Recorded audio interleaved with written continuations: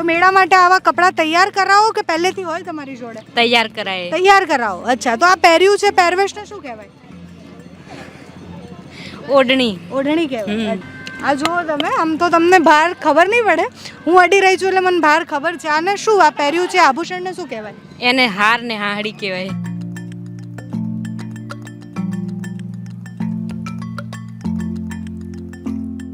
તો આ ગળું રહી ન જાય ના, કે આદત થઈ ગઈ હવે? મજા આવે આવું પહેરવાની? મજા. મજા આવે. તો મેળામાં શું તમને મજા આવે? તૈયાર થઈને આવો?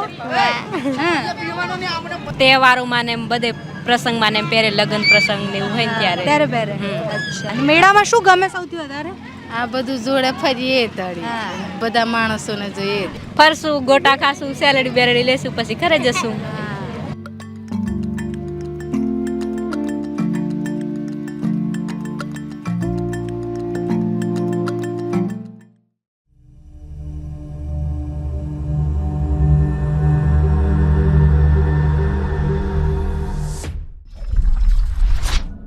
નમસ્કાર. થોડા દિવસ પહેલાં આઈફા એવોર્ડ હતો અને એવોર્ડમાં કૃતિ સેનને જે જ્વેલરી પહેરી હતી એની ખૂબ ચર્ચાઓ થઈ કે આભૂષણ ખૂબ સુંદર હતા.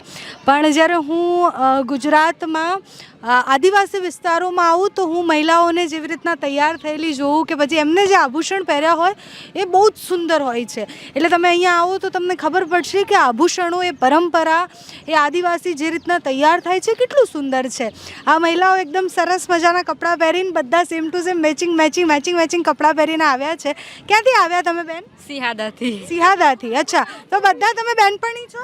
હા. હે, અને બધા મેચિંગ કરીને આવ્યા? હા. તો મેળા માટે આવા કપડાં તૈયાર કરાવો કે પહેલેથી હોય તમારી જોડે? તૈયાર કરાય. તૈયાર કરાવો. અચ્છા, તો આ પહેર્યું છે પહેરવેશને શું કહેવાય? ઓઢણી. ઓઢણી કહેવાય. અચ્છા, અને આ તમે જે પહેર્યું છે આનો ભાર નથી લાગતો? લાગે ને. લાગે. અને આને કહેવાય શું? રાઠવા પ્રદેશમાં આવું પહેરે બધા? હા. હા. અને હું આમ અડું ખાલી અને હા. આ જુઓ તમે, આમ તો તમને બહાર ખબર નહીં પડે, હું અડી રહી છું એટલે મને બહાર ખબર છે. આને શું આ પહેર્યું છે આભૂષણને શું કહેવાય? એને હાર ને હાહડી કહેવાય. હાર અને હાહડી કહેવાય. અચ્છા, આને હાર કહેવાય, લાંબો છે. અને આને હાસડી કહેવાય. અને આ હાંસડી કહેવાય. અચ્છા, તો આમાં તો બહુ જૂના સિક્કા લગાવેલા છે ને? હા. તો આ કેટલું જૂનું હશે આ? એ હવે ખબર નહીં. હા. તમને તમારા મમ્મીએ કે પછી સાસુએ કેવી રીતના આવ્યું હોય? હા. શું કહે છોકરા? એ શું કે જાણે.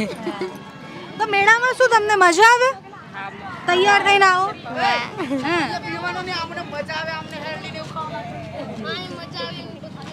અચ્છા, તો મહિલાઓ આવો મેળો હોય ત્યારે જ બહાર નીકળે કે એમને બી જાય ભેગી ફરવા? ના, એટલે તહેવારોમાં ને એમ બધે પ્રસંગમાં ને એમ પહેરે, લગ્ન પ્રસંગ ને એવું હોય ને ત્યારે. ત્યારે પહેરે.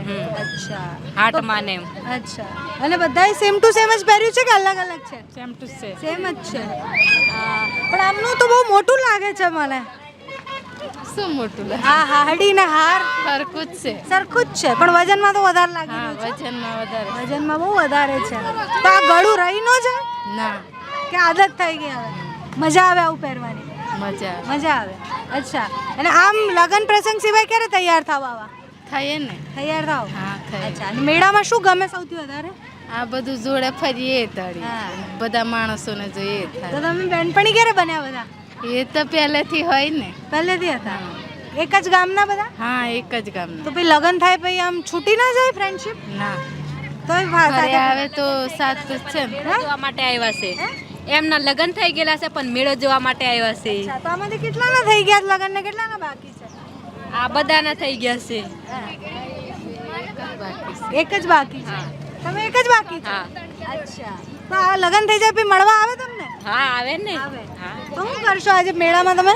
કઈ નહીં, આ ફરીને જવાનું એ. ફરી જવાનું. ગોટા ખાવું, પછી ઘરે જશું. શું કહો છો? ફરશું, ગોટા ખાશું, સેલડી બેરડી લેશું, પછી ઘરે જશું. અને આ મેળો બહુ ગમે છે તમને? હા. બીજા કેટલા મેળા થાય આવા અહીંયા? હજુ કાલે કમાટનો ગેરનો મેળો, પછી કનલવા ફરાય છે, પછી નુણી પણ ફરાય છે. કાલે સિયાદા હતો. હા, તો ત્યાં બી આવું તૈયાર થઈને જાશો? હા. અચ્છા, તો આ ચોરી થઈ જવાનો ડર ના લાગે? ના. ન લાગે? ના. આપણા બધા માણસો એટલે કોણ ચોરી કરીને લઈ જવાનું? હા, પોલીસ ને પાછું- વહાય ને. હે? પોલીસ ને વહાય ને બધા. અને પાછું બધા પાસે એટલું છે તો કોણ ચોરી કરશે? હા.